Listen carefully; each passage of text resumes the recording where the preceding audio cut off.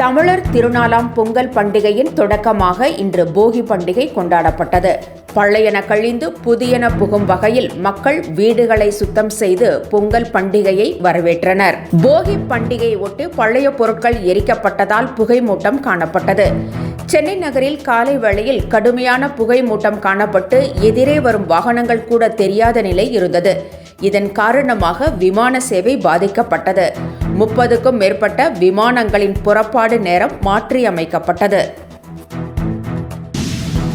சென்னையில் நடைபெற்ற புத்தக கண்காட்சியில் 20 கோடி ரூபாய் மதிப்புள்ள புத்தகங்கள் விற்பனை செய்யப்பட்டன. புத்தக பதிப்பகத்தார் நடத்தும் 48வது புத்தக கண்காட்சி சென்னை நந்தனத்தில் கடந்த டிசம்பர் மாதம் 27ஆம் தேதி தொடங்கியது. துணை முதலமைச்சர் உதயநிதி ஸ்டாலின் கண்காட்சியை தொடங்கி வைத்தார். 900 அரங்குகள் அமைக்கப்பட்டு 10% புத்தகங்களுக்கு தள்ளுபடியும் வழங்கப்பட்டது. நாள்தோறும் ஆயிரக்கணக்கானோர் வந்து புத்தகங்களை வாங்கிச் சென்றனர்.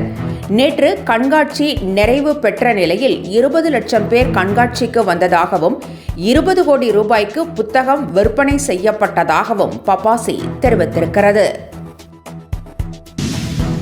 விவேகானந்தர் இளைஞர்கள் மீது வைத்திருந்த நம்பிக்கை தனக்கும் உள்ளதாக பிரதமர் நரேந்திர மோடி தெரிவித்திருக்கிறார். விவேகானந்தர் பிறந்த நாளை ஒட்டி நடைபெற்ற நிகழ்ச்சியில் பேசிய பிரதமர், இந்தியா இளைஞர்களின் பலத்தால் வல்லரசு ஆகும் என்றும் இந்த கனவு நனவாக கூடியதுதான் என்றும் ஒரே கொள்கையால் நமது முடிவுகள் தீர்மானிக்கப்பட்டால் 2047க்குள் நாம் வல்லரசு ஆவதை யாராலும் தடுக்க முடியாது என்று கூறினார். 3000 இளைஞர்கள் மத்தியில் நமது பாரத என்ற திட்டம் குறித்தும் பிரதமர் பேசினார். ஈரோடு கிழக்கு சட்டமன்ற தேர்தலில் திமுக வேட்பாளர் வெற்றி பெறுவது உறுதியாகிவிட்டதாக துணை முதலமைச்சர் உதயநிதி ஸ்டாலின் தெரிவித்தார். வேப்பேரியில் நடைபெற்ற நிகழ்ச்சி ஒன்றில் கலந்து கொண்டு பேசிய அவர், தோல்வி பயம் காரணமாகவே அதிமுக ஈரோடு கிழக்கு இடைத்தேர்தலில் போட்டியிடவில்லை என்றும், அப்படி போட்டியிட்டு இருந்தாலும் இபிஎஸ்க்கு அது தொடர் தோல்வியாகவே அமைந்திருக்கும் என்றும் உதயநிதி ஸ்டாலின் குறிப்பிட்டார். அமைச்சர் துரைமுருகனுக்கு ஓய்வு பெறும் வயது வந்துவிட்டதாக அண்ணாமலை தெரிவித்துள்ளார். பெரியார் குறித்து தரக்குறைவாக பேசிய சீமான் குறித்த கேள்விக்கு பதில் அளித்திருந்த அமைச்சர் துரைமுருகன், பெரியார் பற்றி அவதூறாக பேசுபவர்களின் பிறப்பை நான் சந்தேகப்படுகிறேன் என காட்டமாக தெரிவித்திருந்தார்.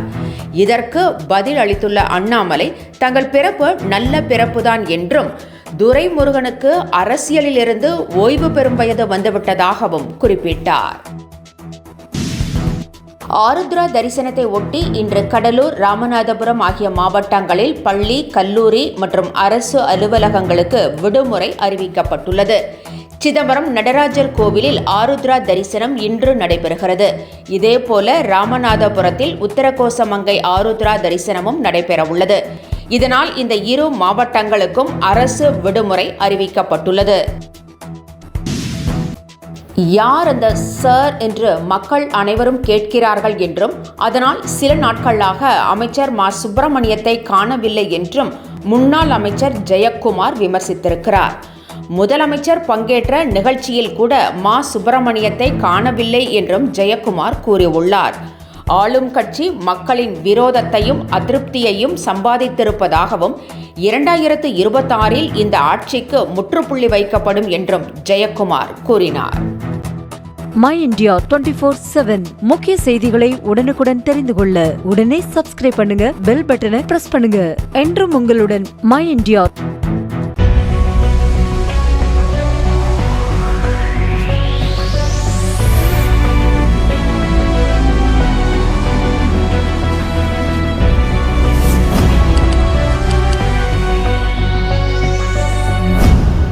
தேசத்தின் நம்பிக்கை மாத இதழ் அப்பா பதிப்பகம் இணைந்து வழங்கும் நேர்மையாளர் சகாயம் IAS அவர்களின் அனுபவ பதிவில் கடைசி தரையில் கண்டாங்கி சேலை இப்போது பரபரப்பாக விற்பனையாகிக் கொண்டிருக்கிறது. சென்னை புத்தக கண்காட்சியில் கிடைக்கின்றது. புத்தகத்திற்கு உடனே அழையுங்கள் 701002 9823 9315077173 மற்றும் 8925917667. கடைசி தரையில் கண்டாங்கி சேலை.